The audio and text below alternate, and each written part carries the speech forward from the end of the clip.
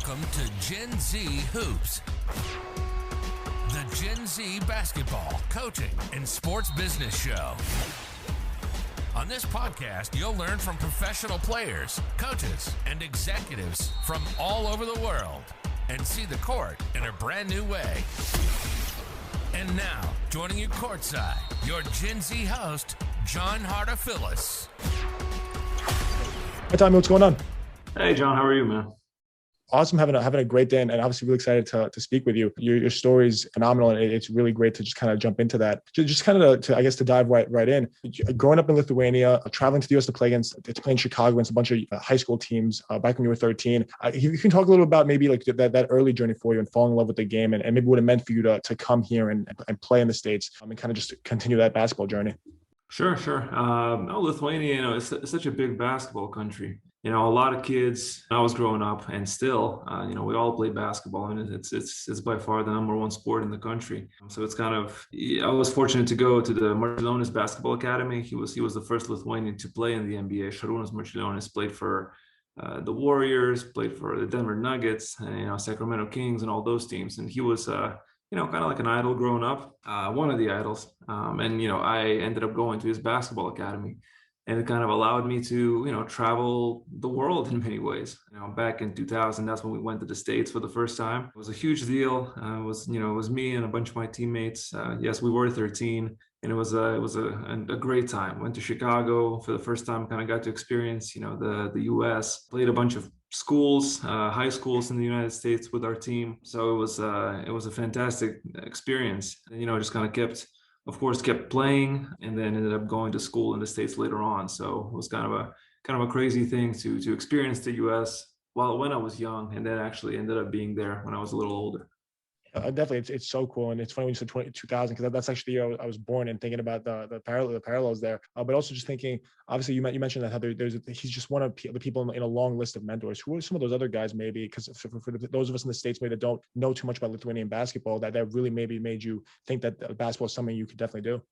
Sure. So Šarūnas was he was one of them. But Arturas Karnišovas, he was our general manager here. When I came in, he was an assistant GM, then he was a GM here with the Nuggets. He's the president now of the Chicago Bulls. He was certainly one of the mentors for me growing up. I met him, I guess, slightly later in life. I was a freshman in college, but he was kind of like an idol from afar, just watching him play. I always wanted to emulate him and play like him, and wore number 12 because he did. And then I met him when I was a freshman in college. We kind of created a great relationship, and then lo and behold, I guess it was 10 years later, something like that, we ended up working together. So sometimes things just happen like that.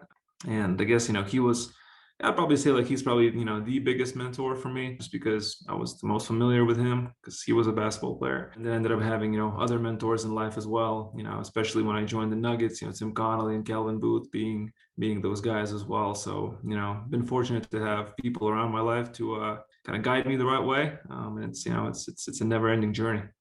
It's incredible, and obviously everyone needs those mentors to help them along in their journey. And you obviously have so many of them. It was great hearing that. I'm curious, right? You were talking about maybe your freshman year in college, and I saw right you're majoring in economics, minoring in psychology, and then right afterwards, right after school, you didn't go right into basketball, right? You had a bunch of those finance jobs. And I'm curious, maybe what that whole process looked like for you before deciding to go all in on basketball. Sure. Yeah, basketball was such a big part of my life, but in school you kind of start to potentially explore to make sure that you don't necessarily pigeonhole yourself into a specific niche. So economics and psychology, those are the two things that I studied. And I did a bunch of internships.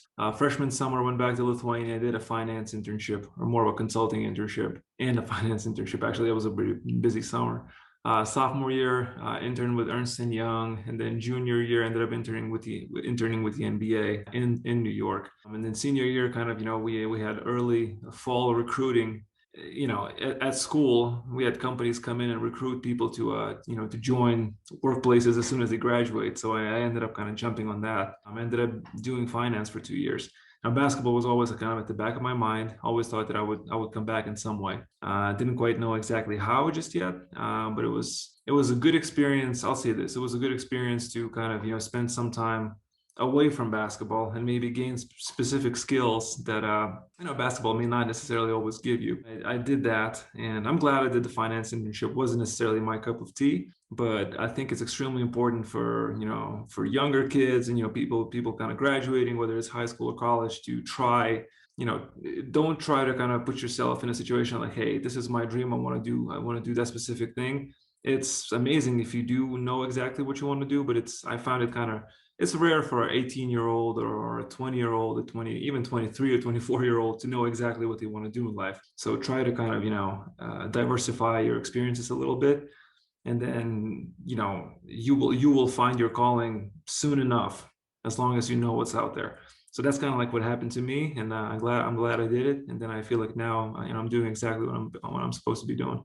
Love it. And it's great. It's obviously great hearing that you're doing what you want to do. And obviously your message to our listeners who are, most of them are all in that spot, right? 18, 20, 22. I'm looking to do a similar thing. And obviously having that situation happen with them right now. I'm curious, what you mentioned in terms of going from those finance things to the NBA. When you did it is actually super interesting. And there's a lot of parallels to the time period we are now, right? During the lockout season, everything kind of the NBA is all in turmoil. And it's obviously right now, the whole world's in turmoil, of course, with the COVID-19 pandemic. So what was it like kind of making such a life-changing decision like that into really going all in during a time like that, and obviously finding your way in the NBA? Yeah, no, it made it a little more difficult to actually break into the NBA because it was a lockout going on.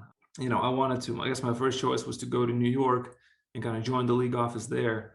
But at that point, it was a little more difficult because it was a lockout. But there was an opening in London, and you can kind of say like, hey, it's basketball adjacent because it was more of a business role as opposed to a hardcore basketball role. But then again, that was the opportunity that was presented to me, and I absolutely took it. And it wasn't exactly what I thought I would be doing, kind of like working in business and basketball, but it was certainly closer to what I wanted to do. But then again, I didn't necessarily know exactly what I wanted to do, but I was like, hey, it's basketball at least, so I'm going to give it a shot. And I think it's smart of you to draw a parallel right now, because it is a little more difficult. I get some emails every once in a while from young, bright, super intelligent kids, trying to basically asking how to break into the industry. And it's really hard because there's a pandemic going on, and kids have to kind of stay at home, and sometimes they can't even go to classes, right? So I mean, it's even more difficult to break into sports. It's already difficult, but during a pandemic, it's even more difficult. I guess my biggest advice, and I guess I followed my own advice when I was 20 something, is to try to enrich yourself in any way you can. Whether it's taking coding classes, I mean, there's so many resources online. Whether it's doing that, maybe you want to become a better writer. Maybe you want to just read about a bunch of things and just become a professional in that particular niche. So it's all about enriching yourself right now. Thankfully, we live in a time right now where basically everything is online. So even aside from your classes online, aside from something that you can, that you have to go through as a student, do something extra and learn things that are not necessarily part of your curriculum. And you'll emerge from this time just a better, a more well-read and informed person. And I think that's something that you certainly as young kids have to do that right now. And once things are hopefully back to normal, you will have a much wider arsenal to use when you're actually applying for some of these jobs. That's huge. And you touched on that whole idea of skill development at the beginning. And it is definitely so important. It's something I'm now rethinking myself. Okay, I'm doing this show. This kind of was my big skill, but what's next, right? What other ways can I kind of sharpen that toolkit and have that ready at my disposal? Right. Well, before we get into maybe because all those skills maybe are going to become so useful for you once you end up going with the Nuggets. But before that, right, obviously you had to first maybe get to know people in the organization and have that all happen. And right, the funniest thing happened with you that I saw where you're on a basketball without borders trip with someone that would end up being your former boss. So can you talk to us a little about that, about how networking maybe really helped kickstart your career there, and maybe how you really did that?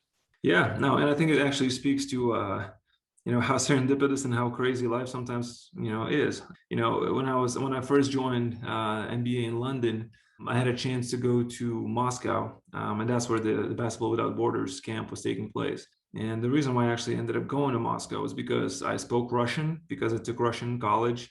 Now I'm Lithuanian, I speak Russian kind of because growing up with a bunch of Russians kind of around, but I ended up taking Russian classes in college as well. And when I joined NBA London, the camp was actually 3 weeks later, and a little more rare for a newcomer to, join to go to a BWB camp immediately. But my boss was like, hey, you speak Russian, that's important because we're going to Moscow and we're going to be talking to, meeting up with a bunch of companies, because at that point we were selling media rights to various TV channels in Europe. So my boss was like, hey, because you speak Russian, let's go. And that's where I met Tim Connolly.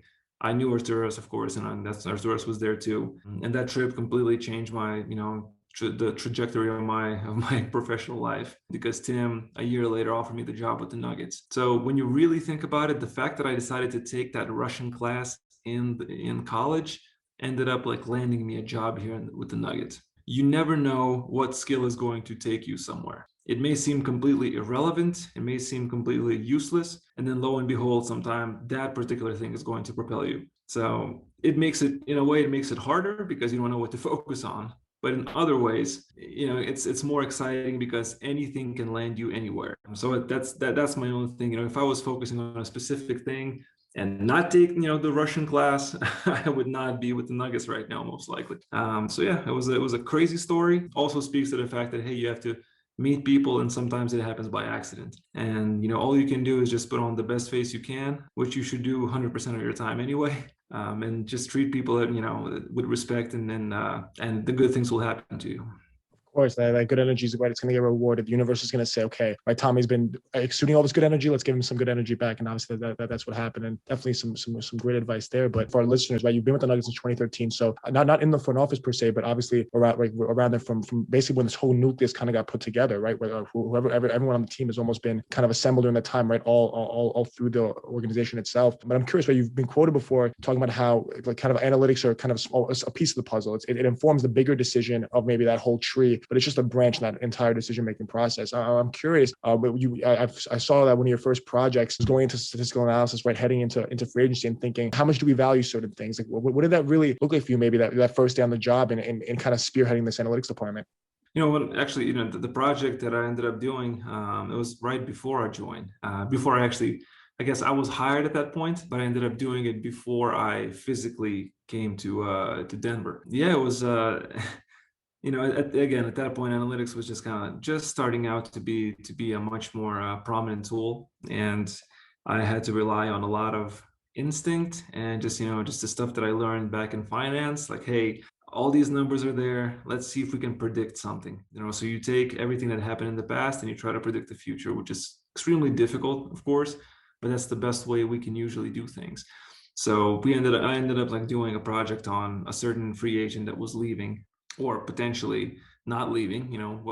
How much money should we give that particular person? And the person was kind of on the, not necessarily on the decline of his career, but he was a little older, and ended up kind of creating a very rudimentary, now looking back at it, a fairly rudimentary analysis on what the stats are going to look like based on other types of players who fall into that same profile, essentially. And yeah, I think the stats ended up being somewhat close. But that person ended up doing very well. So it was just an attempt to do something. I didn't know what I was doing, but I was giving my best shot. But then that effort kind of gave me a base off of which I can do other projects, and those other projects gave me a new base. So you just kind of keep upping your standards, and at some point you end up putting together projects that you're comfortable with and that you're proud of. Incredible. And obviously thinking about most recently, you're promoted to assistant general manager. So I'm curious, maybe what did that look like for you, and going from maybe focusing so much on the numbers to now you kind of wearing you kind of have your hand in everything.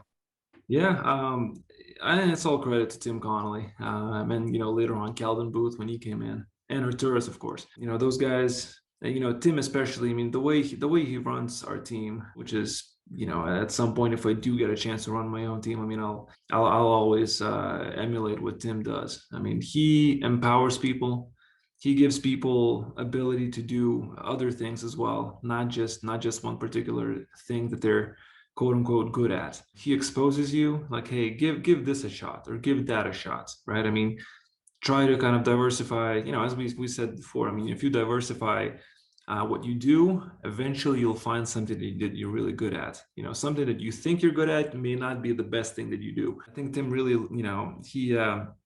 he gave me a lot of chances to, go scout, so do something, with the salary cap, do something with player contracts, do this project. I mean, I think analytics was probably still the thing that I was doing the most, but I mean, he exposed me to so many different things that I think I ended up learning to become better at those other things as well, those ancillary things as well. And, just kind of kept evolving in that regard. And then at some point, the team, was doing okay. And we kind of, continued growing, all of us together. And at some point, I got a shot to get this position. And again, it's all credit to Tim and Gal and Arturis for basically empowering me and giving me all those opportunities. So really happy to to have come this far, but it's really, it was much more credit to them than to me. That whole big picture thing of the entire front office doing such a great job in preparing this team to where it is now. Obviously, the season's been going great, and I can't wait to kind of jump into that. But just kind of seeing the build. I mentioned it before about how it's so impressive that the almost the entire team has been almost drafted in Denver. So many guys are maybe kind of homegrown in that sense. What's it kind of been like for you over those last few years, right before becoming assistant GM, or obviously even now, kind of seeing the team that you kind of started with just develop into the Western Conference powerhouse that they are now? Yeah, no, I mean, we got extremely lucky. The draft is, it's been said before, but I mean, the draft is such an incredibly difficult vehicle to build your team through. If it happens, amazing. But more often than not, I would say, it doesn't happen. I mean, it's you have to draft a specific player. I mean, we picked Nikola Jokic at 41. We had 2 picks before that. I would say we certainly liked him. We liked him enough to pick him, but at the same time, I mean, he surpassed anybody's expectations. I mean, we had no idea he was going to be an MVP candidate, and not just a candidate, a favorite to win the whole thing. So you really try to do your best to pick big guys who are good, but also who have all the intangibles to be even better. I think that's something that we place a lot of emphasis on. Sometimes talent is, I would say most of the time, talent is, of course, very important. But, how is the person's work ethic? How is the player tough enough to play through injuries and adversity and things like that? Is the person a good teammate? How does the player interact with all the teammates and the coaches and, the front office and even, the people who quote unquote, it don't matter as much in terms of decision making, and all of that kind of gets into the person's character. So we place a huge amount of emphasis on character, and we try to do our best to kind of learn as much as we can about certain players. So I think the fact that, some of the guys who are doing well for our team, it's, Nikola, Jamal, all the guys that we picked, Monte, those guys end up being, in our opinion, they end up being good because of who they are as people. They have no ego. They're all team first, and that is very contagious in the locker room. So even the guys that we end up acquiring, during trades, or we end up signing them, they come in and they immediately understand what the culture is in Denver, and you're going to stick out. If you do have a big ego, you're going to stick out in that locker room. Thankfully, we don't have players like that right now, and I think that's a direct result of why the team is doing pretty well. So that's been our philosophy. It's been working. Whether it's always going to work, who knows? But it has been working over the last couple of years.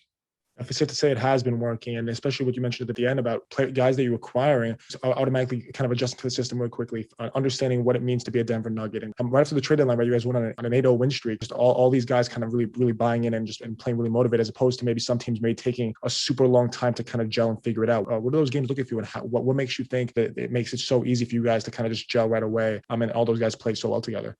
Nikola Jokic is being one of the main engines of that. I feel like guys who come in who are brilliant players already, they understand that it's so easy to play with a superstar who is all about the team and all about making everybody else good. I think that just makes everything so much easier. That's probably the biggest thing. I mean, even Aaron, when he came in, he immediately understood what it's like playing with Nikola Jokic. And he's a very good player. He's had amazing years in Orlando. But it's not being, we don't necessarily have to ask him, of him to do as much as he did back in Orlando, because he has somebody like Nikola, like Jamal, like all the, like Michael, like all those guys kind of, around him. So it's, I think that's what makes it tick, is because, we have good players, young players who don't have egos. it's easier to come in and blend. And that's what Aaron has done. And that's what, a lot of other players who came in have done. So that's, I think the reason why, we went on a bit of a win streak is because, like, people understand, our players understand that, hey, there's a chance we can do something special this year. And for that, we need to, perhaps sacrifice a little bit of shots, a little bit of touches and all those things. But I mean, so far the guys have been doing well.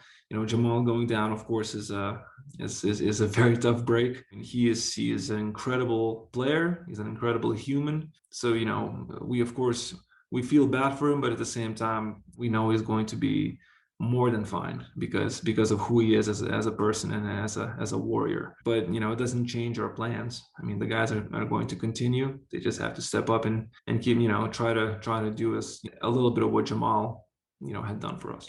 100%. And definitely the team has been doing that recently, right? Just last night, a big overtime, 139-137 win against Memphis, right? Huge game. Jokic, 47, 15, and 8. The only player since Hakeem to have that kind of stat line. I thought it was really funny after the game when they asked him about just the big man kind of coming back, or just the way he's been playing lately, kind of just, maybe being the first big man to win the MVP award. And he said, I'm just glad we're still popular just in terms of the big man. And I thought that was so funny. What have you kind of seen in maybe just the trends in general, obviously the league, everyone kind of talks about the big man kind of being gone, but maybe Jokic and some other guys are really starting to bring back that kind of post-up game and just kind of evolving the position.